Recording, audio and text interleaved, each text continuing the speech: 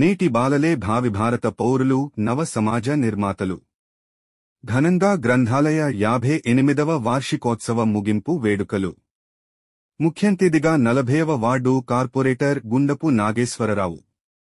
GVMC 40వ ward పరిధి shipyard కాలనీలో గల పౌర గ్రంథాలయంలో అధికారి బి కనకరాజు ఆధ్వర్యంలో నిర్వహించిన 58వ వార్షికోత్సవం ముగింపు వేడుకలను 40వ వార్డు కార్పొరేటర్ గుండపు నాగేశ్వరరావు ముఖ్యంతిథిగా పాల్గొని మాట్లాడుతూ, నేటి బాలలే భావి భారత పౌరులు, నవ సమాజ నిర్మాతలు అని ఈ గ్రంథాలయంలలో అనేక వ్యాసరచనలతో పాటు అనేక సబ్జెక్టులు, నీతి వాక్యాలు ఉంటాయని ఈ గ్రంథాలయంలో చదువుకొని అంబేద్కర్, అబ్దుల్ కలాం ఇలా ఎంతోమంది ప్రముఖులు అయ్యారని మనం సంపాదించిన సంపదని కాపాడుకోవాలి.